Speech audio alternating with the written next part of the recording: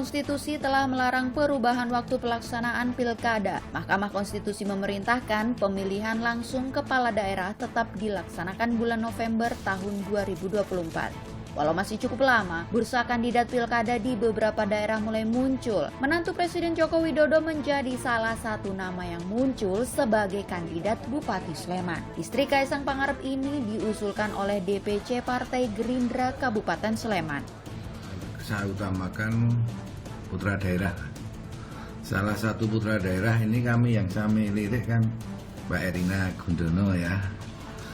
Istilahnya kami memang mencari kader-kader muda atau calon yang muda untuk dipromosikan ke masyarakat lewat Partai Gerindra untuk menjelang pilkada ini. Salah satunya Mbak Erina dan masih banyak calon-calon yang lain yang sudah kami lakukan adalah kami komunikasi dengan Partai Golkar, Partai PAN, dan mungkin nanti bisa lobby-lobby dengan partai yang lain. Istri dari putra bungsu Presiden Jokowi, Erina Gudono, disebut-sebut bakal diusung Partai Gerindra karena Erina dan keluarganya turut membantu kemenangan pasangan Prabowo Gibran di Kabupaten Sleman dalam pemilu. Salah satunya mungkin karena memang keluarga beliau ikut all out ya, berjuang memenangkan Prabowo Gibran di Sleman, juga mungkin karena memang seorang tokoh juga yang dikenal masyarakat, apalagi perempuan ya. Saat ini memang jarang pemimpin perempuan, dan ketika ada pemimpin perempuan mendapat atensi yang lebih dari masyarakat. Intinya hal-hal tersebut akan dinilai nanti dan akan diputus oleh Pak Prabowo. Bursa Pilkada DKI juga tak kalah seru. Baliho Ridwan Kamil yang berisi kalimat OTW Jakarta nih menjadi kode keras kader Golkar ini untuk maju dalam Pilkada DKI November mendatang. Partai Golkar mengakui Ridwan Kamil menjadi salah satu kandidat Partai Golkar dalam Pilkada DKI Jakarta. Soal Ridwan Kamil ini, itu sejak pertama Ridwan Kamil gabung ke Golkar, memang pembicaraannya untuk mengendorse saudara Ridwan Kamil di gubernur. Dan waktu itu memang diberikan pilihan kepada Ridwan Kamil apakah mau tetap di Jawa Barat atau mau di DKI Jakarta, seperti yang juga disampaikan oleh Ridwan Kamil. Jadi Ridwan Kamil sendiri yang menyampaikan juga dia punya keinginan, punya minat untuk maju di DKI gitu. Sebelum pileg ya, kita kumpulkan lagi bakal calon kepala daerah potensial yang kita sudah inventarisir, termasuk Ridwan Kamil itu kita kasih surat tugas untuk di 2 tempat, baik itu di Jawa Barat maupun DKI Jakarta.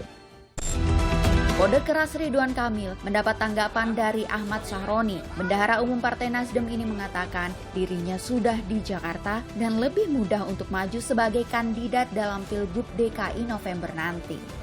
Bilang mau OTW Jakarta. Saya udah di Jakarta. Enggak kan, kalau mungkin Ridwan Kamil mau maju gubernur Jakarta, dia kan OTW dari Bandung ke Jakarta. Kalau gua kan udah di Jakarta, lebih mudah Jakarta. Berarti sinyal maju nih Bang? Antara maju dan tidak, sama kayak Ridwan Kamil.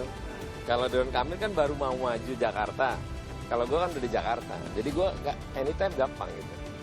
Kalau Ridwan Kamil doang mah gampang lah lawannya. Pilkada DKI memang seksi, walaupun kelak tak lagi menjadi ibu kota negara, Jakarta akan tetap menjadi magnet bisnis dan ekonomi yang pantas untuk dimenangkan.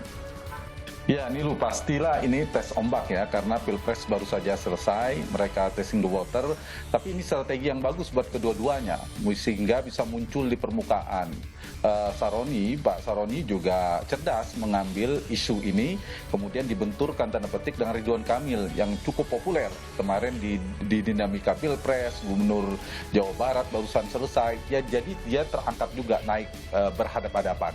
Dan kita tahu pilkada DKI ini kan strategis, bukan sekedar pilkada. Ini bisa jadi pilkada cita rasa Pilpres. Ini Pilpres kelas 2 lah kira-kira. Padahal masih 10 bulan lagi ya, masih cukup lama di bulan November. Pilkada 2024 mendatang akan memilih gubernur dari 37 provinsi, 415 bupati, dan 93 wali kota di seluruh Indonesia. Menurut Direktur Eksekutif Parameter Politik Indonesia, kerja politik melalui mesin partai yang akan menjadi faktor terbesar yang menentukan kemenangan dalam pilkada. Bagi saya saat ini adalah ajang konsolidasi, ajang sosialisasi, nama-nama yang disorongkan di daerah tertentu seperti Jakarta ini dia punya daya serap yang bagus nggak di level masyarakat. Kalau dia bagus, penerimaannya juga bagus, bukan tidak mungkin dialah yang kemudian akan dipasangkan. Setiap politik personal calonlah plus mesin partai dan mesin pemenangan itu adalah kunci segala-galanya untuk memenangkan pertarungan. Ada bahwa faedah endorsement dari presiden dan wakil presiden, tapi juga tidak bisa dimaksimalkan karena endorsementnya ini akan terdistribusi ke banyak tempat.